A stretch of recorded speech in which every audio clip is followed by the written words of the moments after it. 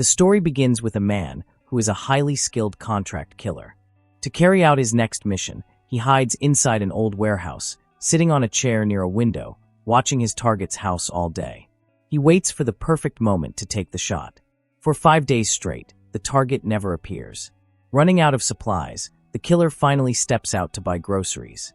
After shopping, he calls his handler and updates him. The handler tells him to finish the job quickly and collect his payment. The killer promises he'll complete it soon. Before returning to his hideout, he sits across the street from the target's house and studies the guards and the daily routine. Once he gathers enough information, he goes back to the warehouse and resumes surveillance. He sets up his rifle and waits. That night, after brushing his teeth, he tries to sleep. Every 10 minutes, his alarm rings, and he wakes up to check the target's house. Soon, he hears a noise and sees his target arriving with a woman who begins dancing in front of him. The killer prepares to shoot the moment the target sits on the couch.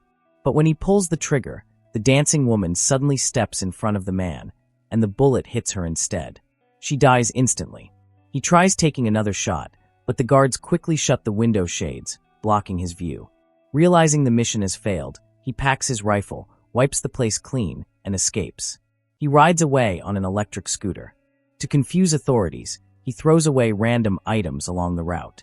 Farther down the road, he abandons the scooter and continues on foot. He tosses his helmet into a river, then slips into the bathroom of a small grocery store. Inside, he shaves, changes clothes, cleans himself up, and wipes down everything to remove evidence. He calls a ride and heads straight to the airport. There, he dumps the rifle in a trash bin and joins the line to buy a ticket. While waiting, he notices a police dog staring at him. Nervous, he returns to the restroom to clean himself again, then gets back in line and purchases a ticket using a fake identity, Felix Unger. Boarding the plane, he gets a call from his handler, who angrily scolds him for ruining the mission. The killer hangs up and destroys the phone before taking his seat. Inside the plane, he notices a suspicious man watching him. After landing, instead of continuing the journey, he buys another ticket under a different name. But he spots the same man again at the airport. Realizing he's being followed, he postpones his flight to the next day. He rents a room in a hotel, sets a trap near the door, and waits all night with a knife in hand. No one comes. The following morning, he flies back to his home in the Dominican Republic. When he reaches his house, he notices footprints near the gate and a burnt cigarette. Certain someone has been there, he grabs his gun and rushes inside. He finds blood on the floor and realizes an attack has taken place. Worried, he calls his girlfriend. When she doesn't answer, he races to the hospital and finds her in a coma. Her brother is by her side. The brother explains that 2 killers, a man and a woman, broke into the house searching for him. When they didn't find him, they tortured the girlfriend instead. She barely survived and escaped, noticing that the attackers fled in a taxi with a green roof. The killer stays at the hospital, watching over her until she finally wakes up. Still weak, she explains how they tortured her to get information about him, but she never revealed anything. Seeing her condition, he becomes determined to take revenge. That night, he returns home and retrieves a hidden case containing his weapons. The next day, he drives through the city searching for the green roof taxi. After an entire day, he finds nothing, so he develops a new plan. He breaks into the taxi company's office at night and takes the manager hostage. Using their computer system, he looks up the exact driver who picked up the 2 attackers. Once he gets the file, he leaves. The next morning, he waits at the station for the driver to arrive for work. As soon as the man shows up, the killer follows him and climbs into his taxi, pretending to be a regular passenger. The driver has no idea who is sitting behind him. When the driver turns around to ask a question, he freezes after seeing the gun pointed at him. Thinking it's a robbery, he offers his wallet, but the killer isn't interested in money. He demands to know exactly where the 2 passengers were dropped off. Terrified, the driver remembers everything. He explains that he picked them up from a private airport and dropped them at a specific house. He waited outside while they went in. When they returned, both of them looked injured. He then drove them back to the same private airport, received his payment, and left. The driver also remembers that the man's leg was severely injured when they exited the house. He begs the killer not to hurt him, insisting he only did his job. The killer orders him to drive to a deserted area. Even though the driver pleads for his life, the killer shoots him and leaves. He then creates another new identity, buys a plane ticket, and flies to New Orleans to hunt down the two attackers. Once he arrives, he rents a bus, drives to his secret storage unit, and retrieves weapons and another fake ID. He replaces the bus's license plate and heads to a cleaning company, posing as a janitor to secure access. After registering, he receives cleaning supplies and drives to the building owned by his handler's company. He plans to enter by pretending to be part of the cleaning staff. When a delivery truck arrives, he uses the moment to blend in. He pushes a heavy trash bin, pretending to struggle so the delivery worker will open the gate for him. And it works. The worker even helps operate the elevator. Inside, the killer waits until the delivery man leaves, then takes out his gun and enters his handler's office. The handler's secretary is inside, so he forces her at gunpoint to tie the handler to a chair. He demands information about the two killers. Terrified, the handler says he had nothing to do with the attack. He explains that the client who paid the ransom money was unhappy because the mission failed. That same client must have sent the two attackers to kill the killer at his home. Since he wasn't there, his girlfriend became the target. The handler warns him not to return to the city and advises him to disappear for years with a new identity. The killer ignores him, picks up a nail gun from nearby, and fires nails into the handler's laptop as a threat. But the handler still refuses to talk. He orders the killer to leave, claiming he has already said everything he could. Angered, the killer fires the nail gun into the handler's chest. He pulls out a phone and threatens to call an ambulance only if the handler reveals who came to the house.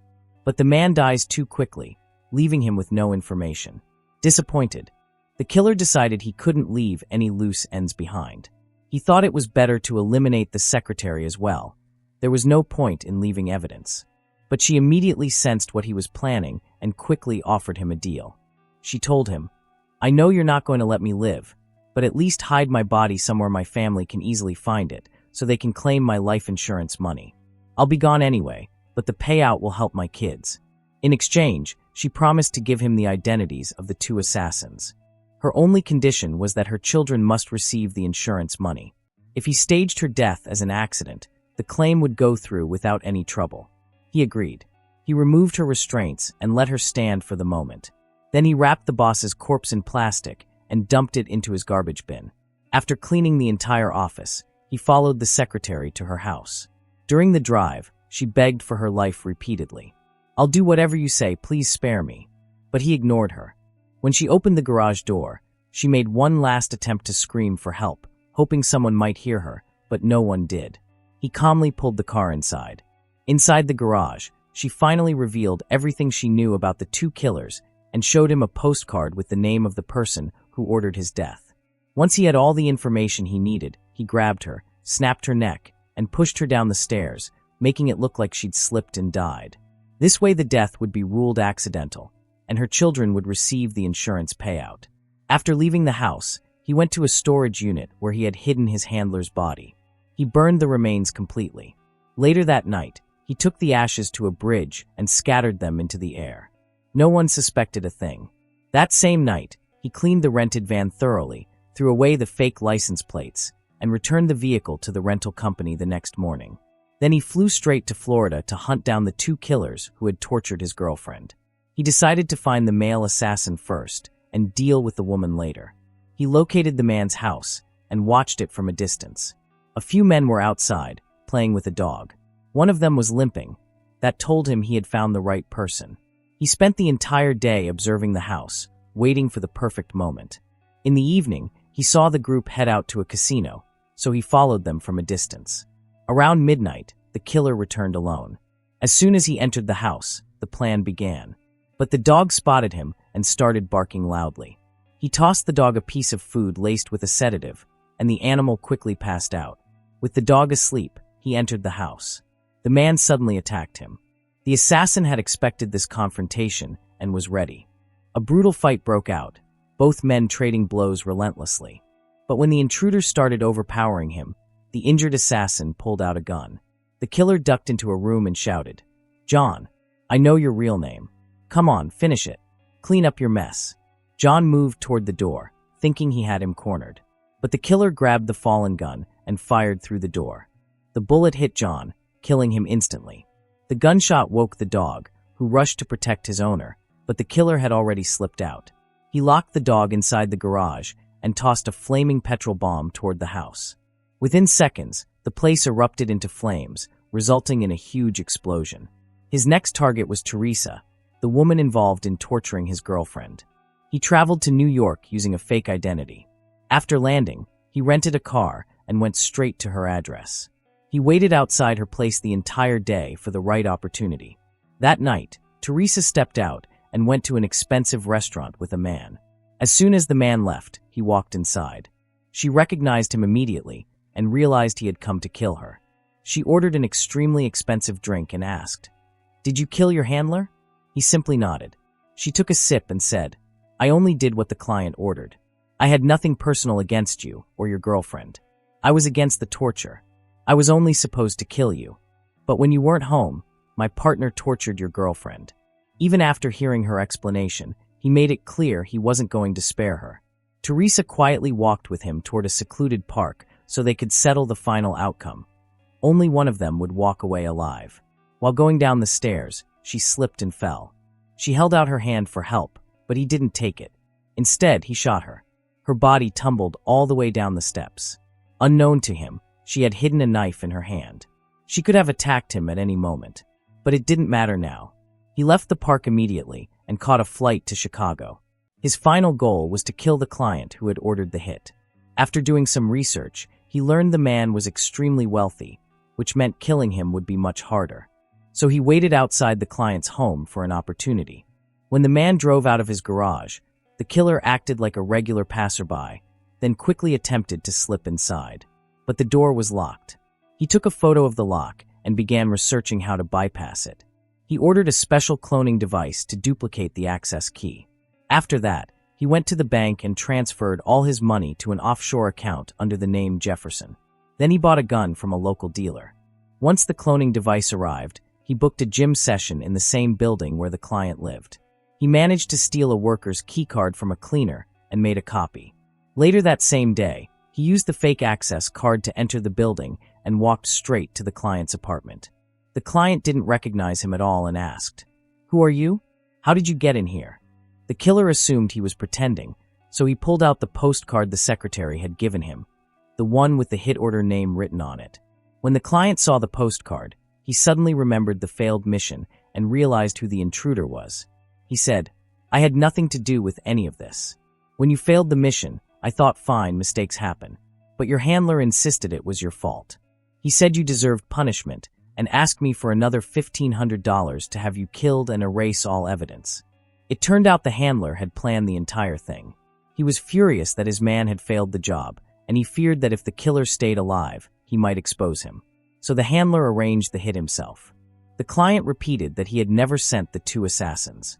After listening for a while, the killer believed him. Before leaving, he warned the client not to reveal his identity to anyone. Terrified, the client agreed. The killer then returned to the Dominican Republic and took care of his recovering girlfriend. He abandoned the life of killing and chose to live like a normal human being. If you liked this video, then I highly recommend these two videos on your screen.